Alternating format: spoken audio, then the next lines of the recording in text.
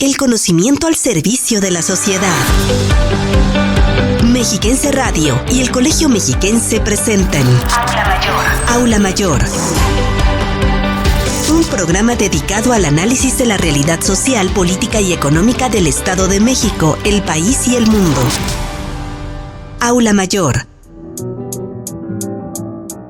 Cristaler, estación de inteligencia territorial, ofrece libremente información actualizada en su sitio dentro de la página digital del Colegio Mexiquense sobre la pandemia de COVID-19, pero también datos sobre otros temas de interés e instrumentos al alcance de quien quiera conocerlos, informa la doctora Tania Chávez Soto. Aula Mayor. Es temprano para saber si Internet se incorporará como un servicio básico de la vivienda, pero el acceso a la red ha exhibido y profundizado las diferencias entre los hogares, recargado los gastos de las familias y puesto en la mesa de las discusiones la viabilidad de tal medida, dice la doctora Carolina Pedrotti, quien nos entrega además su testimonio como investigadora y madre de familia. Aula Mayor. El sistema multilateral de comercio pasa por un momento delicado por la crisis en que lo ha sumido la tensión entre Estados Unidos y China, pese a que la Organización Mundial de Comercio es un ejemplo extraordinario de acuerdo entre los países, dice el embajador Roberto Zapata Barradas en la sesión de diciembre del Laboratorio de Ideas. Aula Mayor. Nos encaminamos al fin de año, pero el descuento del 50% en todo el fondo editorial del Colegio Mexiquense continuará vigente hasta el 31 de diciembre e incluye desde luego a las novedades editoriales. Tómelo en cuenta para sus regalos en Navidad o para darse usted un regalo. El conocimiento al servicio de la sociedad. Aula Mayor.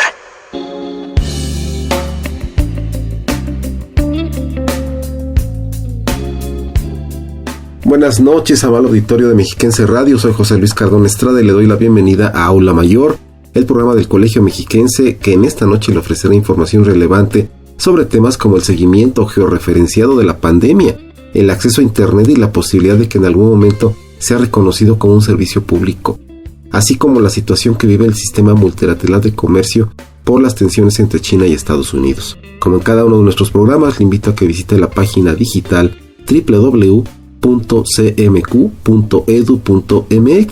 nos escriba al correo comuna@cmq.edu.mx y tengamos contacto a través de las redes sociales, Twitter, Instagram, Facebook y YouTube, donde encontrará información de El Colegio Mexiquense. Entregamos nuestra gratitud y reconocimiento a los trabajadores del sector salud, a quienes abrazamos con mucho afecto y deseamos fortaleza al tiempo de sumarnos a extremar las precauciones. El análisis de la realidad social, política y económica del Estado de México, el país y el mundo. Aula Mayor.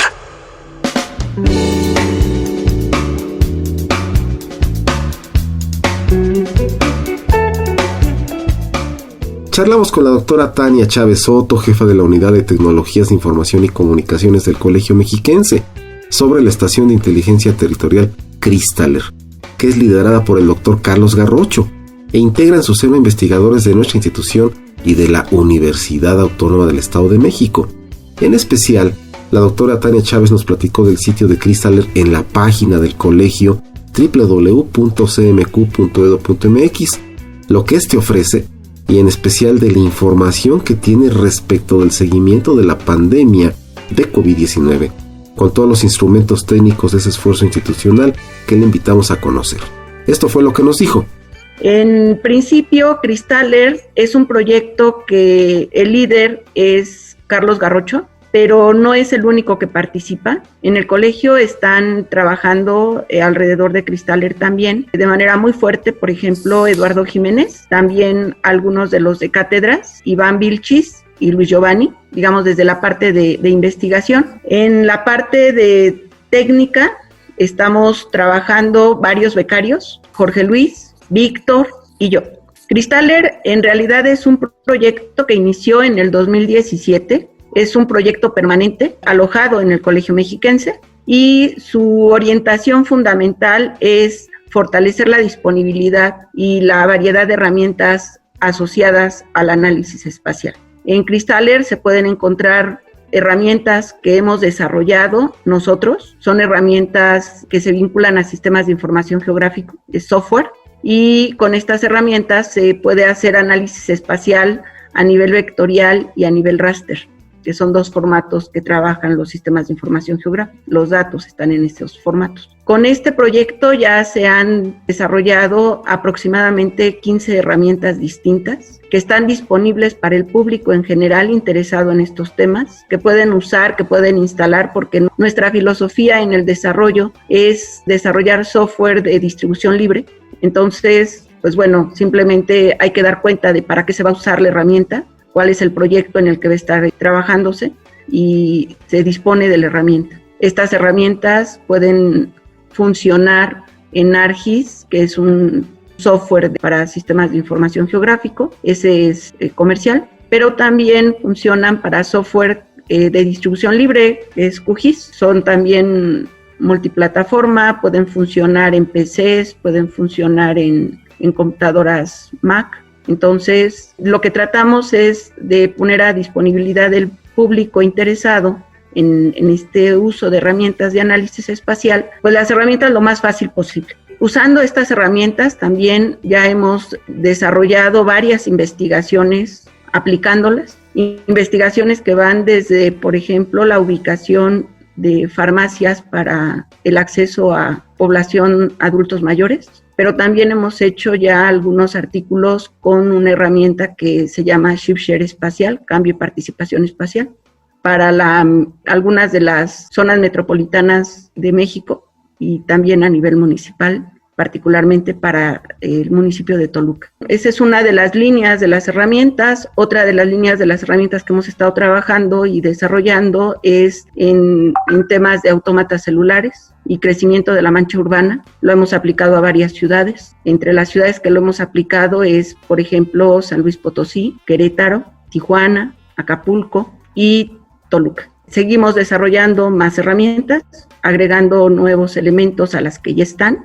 Entonces estamos generando también nuevas versiones. El sitio de Cristaler entonces tiene, en principio, ese propósito, ¿no? La distribución de herramientas. Pero también otro de los propósitos que tiene es dar cuenta de algunos de los artículos, de los productos de investigación que este grupo de investigadores ha desarrollado. También ahí podemos encontrar los artículos, los capítulos del libro que están asociados al proyecto y que han utilizado estas herramientas que se han desarrollado en el interior del proyecto. Algo también importante es que con este proyecto se trata de vincular no solamente investigadores del interior del colegio, sino también hay investigadores que están participando fuera del colegio. Por ejemplo, varios investigadores de la Universidad Autónoma del Estado de México. Es un proyecto muy abierto en el sentido de participantes y también en el sentido de lo que puede ofrecer. La visión con la que este proyecto está trabajando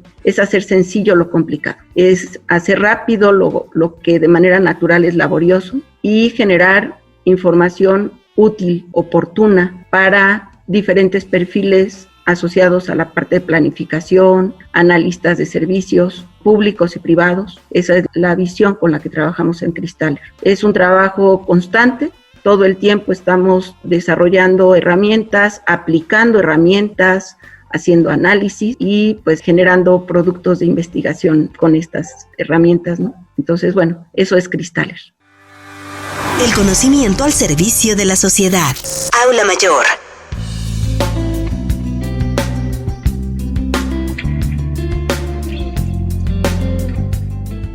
Usted habrá escuchado de las propuestas que en este mismo programa se han hecho para que los gobiernos consideren a Internet como un servicio público de la importancia del agua, el drenaje, el alumbrado, la recolección de basura o la seguridad pública, entre otros. Mi compañera Ana Laura Uribe le preguntó sobre este tema a la doctora Carolina Pedrotti, profesora investigadora del Colegio Mexiquense, que trabaja en las condiciones de habitabilidad de la vivienda, quien además nos da su testimonio como madre e investigadora, y señala el alto costo que tiene el servicio de Internet para las familias, en momentos en que seguimos en el confinamiento, con los niños y los jóvenes tomando clases en casa y los padres haciendo trabajo en el hogar. Esto fue lo que nos dijo en una reflexión muy serena, pero también muy crítica. Me parece muy temprano para hablar de un nuevo derecho. Quizá no tenga todos los elementos para poder afirmarlo, pero lo que sí puedo decir es que el derecho a la educación sí se ha visto vulnerado, ¿no? y que, como bien decía, el tema de que exista hoy todo un programa educativo basado en la televisión y en los programas televisivos y en toda una barra de programas según el nivel, etcétera, es una parte del proceso de enseñanza-aprendizaje. Pero como en cada hogar y como en cada vivienda se puede, digamos, receptar, apropiar, trabajar, recibir, va a ser un tanto distinto. En efecto, bueno, la señal televisiva es mucho más potente que la señal de internet, está como más probada, etcétera, ¿no? Pero la parte de la televisión es solo una parte que las propias escuelas están exigiendo que los niños tengan, asuman, vean, etcétera. Otra parte es esta de cómo trabajan en la casa aquello que han visto, que han observado, que han revisado. Para eso sí se necesita la red de internet.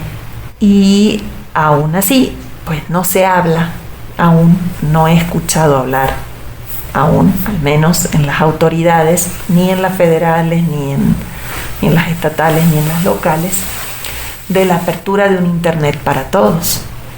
Es decir, de la dotación de este servicio como un servicio básico, que pudiera seguramente facilitar muchas de las actividades que se deben realizar, tanto las actividades escolares como las laborales. No se ha hablado de eso. De hecho, muchos empleados nos han enviado a nuestras casas sin preguntarnos qué tipo de conexión y qué calidad de conexión de internet tenemos. Vaya y conéctese desde su casa. Lo mismo para los niños. Entonces, pues esta garantía de la consecución de la actividad no es tal. Por eso decía que hay una cuestión que no solo tiene que ver con las autoridades, digamos, de gobierno, sino de ciertos sectores como las autoridades escolares, como los empleadores, donde se puede percibir una cierta falta de sensibilidad frente a esto. Porque entonces se convierte en que el que puede pagar un buen servicio de internet tendrá entonces mejores condiciones y el que no puede hacerlo, pues no. Pues si yo tuviera que hablar personalmente, es complejo, pero sí ha sido un gran reto, porque yo sí, bueno, soy mamá de 2 niños en edad escolar, uno en preescolar y otro en primaria, por lo tanto me ha tocado, digamos, de frente, ¿no? Entonces hemos tenido que adaptar condiciones y todas esas condiciones han tenido un alto costo. Tengo que continuar mis actividades académicas, tanto las docentes como las de investigación, porque esas no han parado y porque no hay por eso lo digo, una visibilización de las diferencias de quienes continuamos trabajando con la misma intensidad y la misma regularidad. Entonces, bueno, en el caso en donde estamos aquí, en el colegio, las instalaciones están abiertas, entonces he aprovechado el poder venir a trabajar a la institución porque tengo un espacio exclusivo para mí y entonces de alguna manera es un espacio seguro, cuidando también de desinfectar mi área previo al trabajo y tengo una conexión de internet independiente de la de mi hogar. Por lo tanto, también puedo aprovechar mejores condiciones de conexión para mis clases en línea, para los actos académicos virtuales en los que he estado involucrada y todo eso pues implica en efecto una nueva normalidad, en mi caso mucho más costosa que yo he tenido que asumir. Nadie me lo ha preguntado, o sea, en ese sentido. Entonces, creo que yo puedo hablar de lo que me toca a mí, pero tengo una profunda solidaridad con las personas que no pueden, una profunda visión solidaria con las personas que no pueden cambiar estas cosas o no pueden, digamos, adquirir o elegir estas estrategias. Y me interesa mucho saber cómo están haciendo. Entonces, para mí también es un reto de investigación que vendrá en el próximo mes, próximos 2 meses, ¿no? El principio de la pandemia, de hecho, antes de que se cerrara todo para iniciar la Jornada Nacional de Sana Distancia, hablábamos de condiciones materiales de la vivienda, ¿no? y de condiciones de habitabilidad tradicionales como la iluminación natural, como la altura mínima de las habitaciones, como el tener los usos según las funciones diferenciados, etc. Las condiciones materiales y espaciales. Pero creo que la de los servicios es fundamental hoy, y servicios que ahora se han convertido en básicos como el del Internet es otro de los retos, ¿no?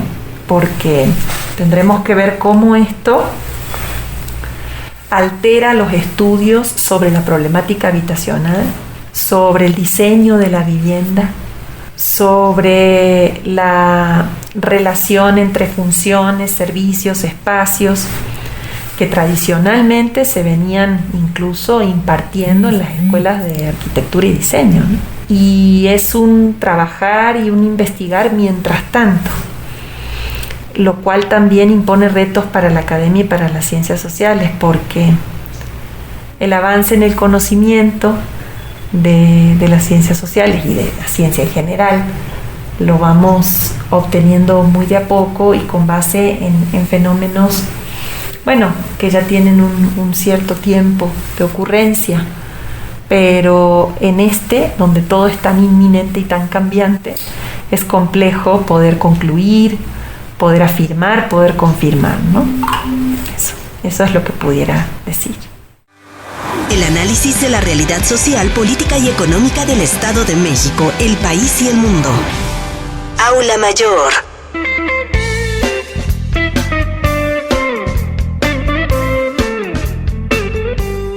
El Laboratorio de Ideas, Encuentros para el Diálogo Creativo concluyó sus sesiones de este año con una conferencia del embajador Roberto Zapata Barradas, quien ha tenido entre sus responsabilidades la de haber sido representante de México ante la Organización Mundial de Comercio. El embajador Zapata hizo un recorrido que partió del proceso venturoso que permitió la creación de la OMS como un esfuerzo de avenencia de más de 120 países. ¿Qué pasa, sin embargo, por momentos difíciles por las tensiones entre Estados Unidos y China? De la conferencia seleccionamos el siguiente fragmento que ponemos a su consideración. Desde mi perspectiva, hoy más que nunca es importante destacar la relevancia de esta institución multilateral para países como el nuestro, que tienen como uno de sus principales motores económicos el comercio exterior y los retos que enfrenta una institución que lucha por mantenerse relevante como el eje de las reglas comerciales a nivel multilateral. La Organización Mundial del Comercio es un foro que posiblemente se ve lejano desde la perspectiva del día a día para nuestro país, pero que ciertamente puede tener implicaciones en los negocios en México, particularmente los relacionados con el comercio exterior, y en un ámbito más amplio en la relación internacional de nuestro país con diversas regiones en el mundo. Empezando quizá por lo más evidente, para muchos el régimen liberal de la posguerra enfrenta el cuestionamiento más fuerte desde su creación en 1947, al grado de que el panorama comercial internacional, todos lo hemos visto, nos ha cambiado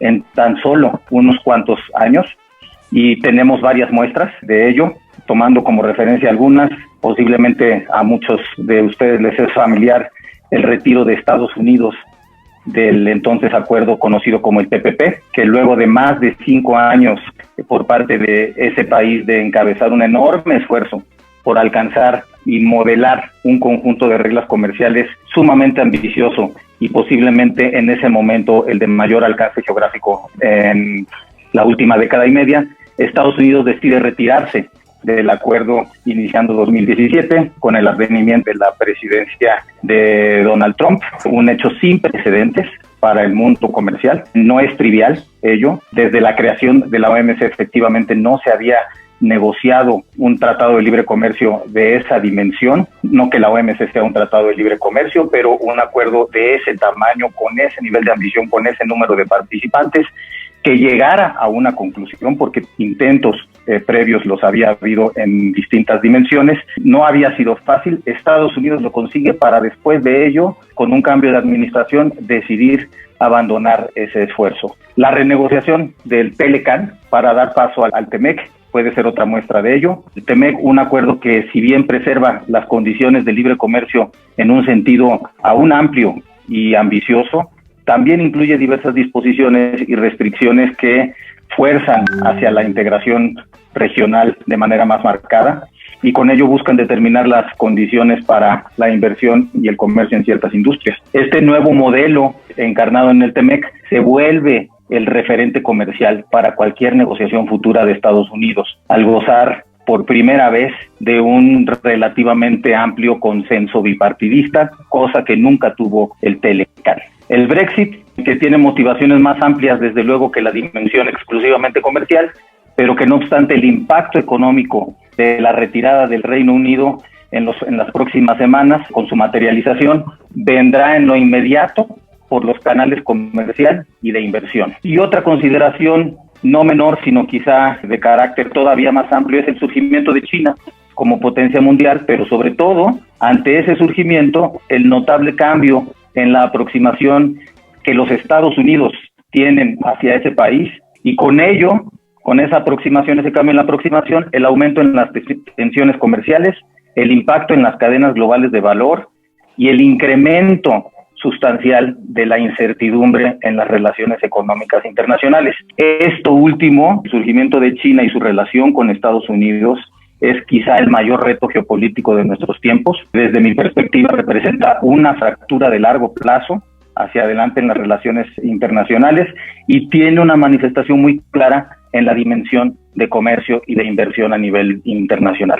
Este alejamiento de los entendidos, de los entendimientos previos que había con base en supuestos liberales, también salpica de alguna manera o se traslada al entorno multilateral. La falta de observancia de las reglas multilaterales por parte de ciertos miembros, las críticas a la falta de resultados en materia de negociaciones comerciales en un entorno más ampliado, más allá de lo regional, o sea, en lo multilateral, o la falta de herramientas para atender incluso fenómenos cada vez más evidentes como el conocido como capitalismo de Estado, o de los llamados también a preservar la integridad de las industrias en nombre de la seguridad nacional, entre otros, son argumentos que diversos miembros están esgrimiendo y que han llevado a la OMC a una crisis de credibilidad en los tres pilares que guían los trabajos de esta organización. Recordemos los tres pilares. El primero es servir como foro de negociación, poco ha sucedido ahí. Segundo, servir como foro para la transparencia y el seguimiento de los compromisos internacionales de sus miembros, y ahí también hay algunas preocupaciones. Y tercero, el que quizás se ha escuchado más recientemente en crisis, como foro para solucionar los diferendos comerciales. El día de hoy Estados Unidos mantiene paralizado ese tercer pilar en una de sus instancias.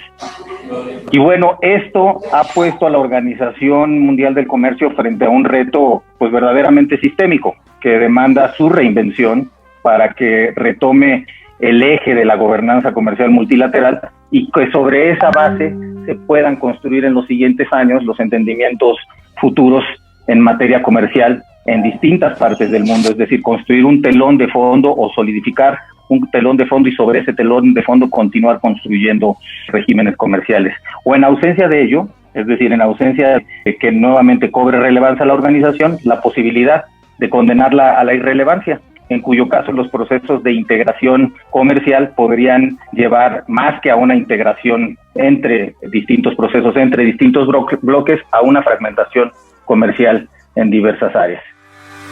El conocimiento al servicio de la sociedad. Aula Mayor. Con un llamado a acatar puntualmente las disposiciones de las autoridades de salud, le recuerdo que el Fondo Editorial del Colegio Mexiquense mantiene el descuento general del 50% hasta el 31 de diciembre. Visite nuestra página www.cmq.edu.mx y en la Liga de la Librería podrá revisar las novedades editoriales y algunos de los libros que han consolidado el prestigio de nuestra institución. Y ahora agradezco a José Luis Miranda López, productor, realizador y operador, a nuestros compañeros en la cabina al aire, a Ana Laura Uribe y a usted, muy especialmente por estar con nosotros. Soy José Luis Cardón Estrada, hasta la próxima en Aula Mayor por Mexiquense Radio.